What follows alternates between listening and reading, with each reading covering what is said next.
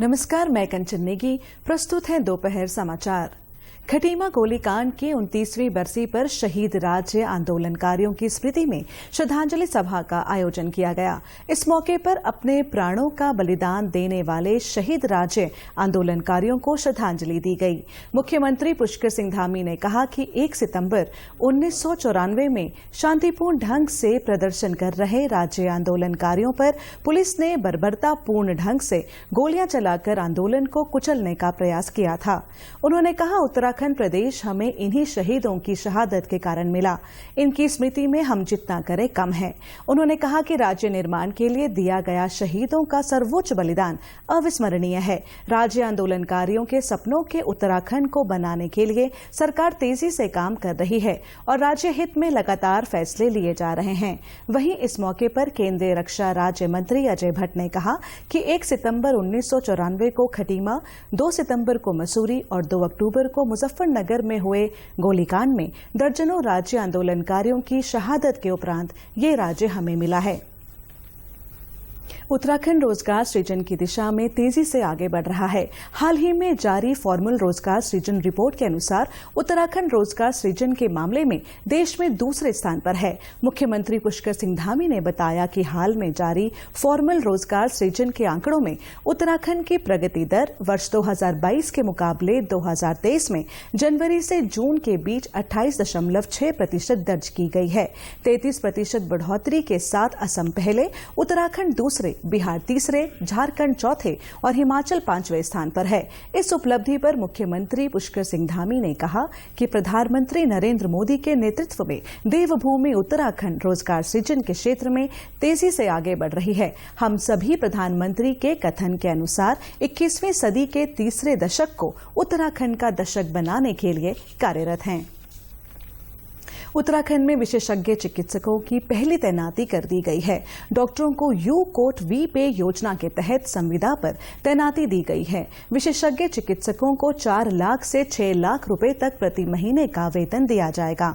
स्वास्थ्य सचिव doctor R Rajesh Kumar ने कहा कि स्पेशलिस्ट और सुपर स्पेशलिस्ट चिकित्सकों की तैनाती से राज्य के दूरस्थ क्षेत्रों में स्वास्थ्य सुविधाओं का लाभ मिल पाएगा। स्वास्थ्य विभाग लंबे समय से राज्य के पर्वतीय जिलों में विशेषज्ञ चिकित्सक की कमी को दूर करने की कवायद कर रहा है। पहले चरण में pathologist, gynaecologist, anaesthetic surgeon, paediatrician, orthopaedic डॉक्टरों को तैनाती दी गई है। राष्ट्रीय स्वास्थ्य मिशन की लोकप्रिय योजना यू-कोट-वी-पे के माध्यम से विशेषज्ञों को संविदा पर तैनाती दी गई है। अल्मोड़ा राष्ट्रीय राजमार्ग 87 पर क्वारब पुल के पास भारी मात्रा में मलबा आने से मार्ग अवरुद्ध हो गया है, जिससे पुल को भी क्षति हुई है। पुल की तकनीकी जांच उपरांत वाहनों के लिए खोला जाएगा। मोटर मार्ग सभी वाहनों के लिए बंद कर दिया गया है। अल्मोड़ा से आने व जाने वाले सभी वाहनों को खैरना, रानीखेत और खुटानी शहर फाटक, मोतिया पाथर, लमगड़ा होते हुए डाइवर्ट किया गया है। मार्ग को खोलने के प्रयास किए जा रहे हैं।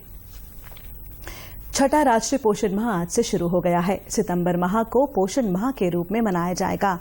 केंद्रीय सरकार की प्रमुख पहल पोषण अभियान ने गर्भवती महिलाओं, दूध पिलाने वाली माताओं, किशोरियों और 6 वर्ष से कम आयु के बच्चों में व्यापक रूप से पौष्टिक आहार की आपूर्ति मजबूत करने में महत्वपूर्ण भूमिका निभाई है।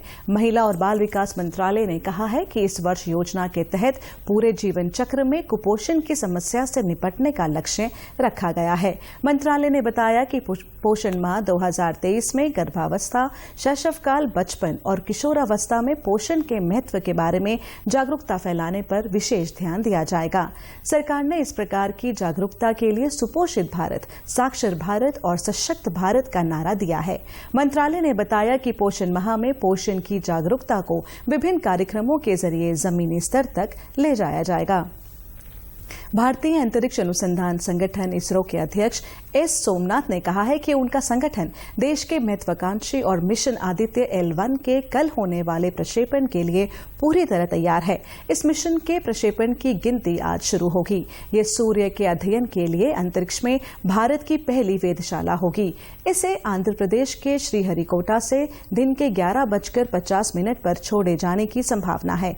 उपग्रह को सूर्य और पृथ्वी के बीच लैग्रेंज पॉइंट L1 के आसपास हेलो ऑर्बिट में स्थापित किया जाएगा। ये स्थान धरती से करीब 15 लाख किलोमीटर दूर है। उपग्रह लैग्रेंज पॉइंट तक पहुंचने में लगभग 4 महीने का समय लगेगा। L1 पॉइंट के पास हेलो ऑर्बिट का फायदा ये है कि यहां से ये उपग्रह बिना किसी बाधा के सूर्य की गतिविधियों का अवलोकन कर सकता है। आदित्य L1 मिशन सूर्य पर हवा और वातावरण का अध्ययन करेगा। इस पर 7 पेलोड लगे हैं। इसरो ने लोगों से इस उपग्रह के प्रक्षेपण के साक्षी बनने का आग्रह किया है। इसी के साथ अभी तक के समाचार समाप्त हुए। दूरदर्शन समाचारों से जुड़े रहें। मिलते हैं फिर शाम 6:30 बजे के बुलेटिन में। नमस्कार।